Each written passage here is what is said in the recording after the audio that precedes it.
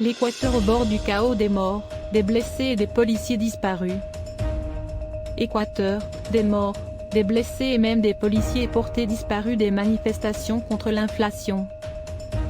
Des manifestants affrontent la police lors de manifestations contre le gouvernement du président Guillermo Lasso et la hausse des prix du carburant à Quito, mardi 21 juin 2022. La mobilisation contre la vie chère, et notamment le prix des carburants, entre dans son 10e jour en Équateur. Et la situation est très tendue. Des milliers d'indigènes manifestent et affrontent la police et l'armée, déployées dans les rues du pays par le président Guillermo Lasso. 18 policiers sont portés disparus dans l'Est, a déclaré le ministre de l'Intérieur Patricio Carrillo. 18 policiers sont portés disparus après une attaque, mardi soir, dans la ville de Puyo, province amazonienne de Pastaza, dans l'est de l'Équateur. C'est le ministre de l'Intérieur Patricio Carrillo qui l'a annoncé ce mercredi 22 juin en conférence de presse. La foule a attaqué directement le poste de police, a-t-il déclaré. Les assaillants ont incendié le bâtiment, les policiers étaient sur place. 6 d'entre eux ont été grièvement blessés, 3 sont retenus en otage et 18 sont portés disparus, a détaillé M. Carrillo. La succursale d'une banque a également été incendiée, relate-t-il. Nous n'allons pas nous laisser intimider.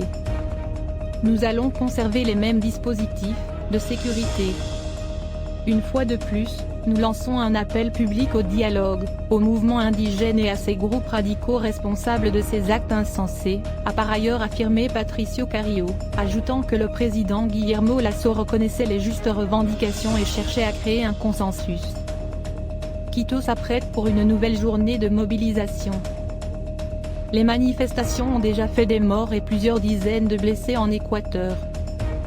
Dans la localité amazonienne de Puyo, toujours, un jeune homme quechua a été tué mardi dans les affrontements avec la police. Mort après avoir manipulé un engin explosif selon la police, touché au visage, apparemment par une grenade de gaz lacrymogène, selon une ONG. Un autre manifestant est décédé en tombant dans un ravin. À Quito, la situation était relativement calme ce mercredi matin, les manifestants indigènes étant pour l'heure occupés à déjeuner et à se préparer pour une nouvelle journée de protestation. La mobilisation des indigènes se poursuit sur l'ensemble du territoire national, mais c'est à Quito qu'il y a le plus grand nombre de manifestants. Les heurts violents avec les forces de l'ordre ont éclaté près d'une université qui a ouvert ses portes aux indigènes. La police et les membres de l'armée ont fait usage de gaz lacrymogène et de canons à eau.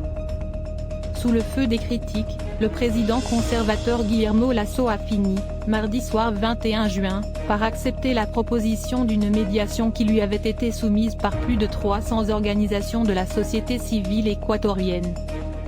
Les organisations indigènes, elles, conditionnent leur participation à ce dialogue, elles réclament l'abrogation de l'état d'urgence, la fin de la répression contre les manifestants et la démilitarisation de 2 lieux traditionnels de rassemblement des indigènes, occupés depuis ce week-end par la police et l'armée.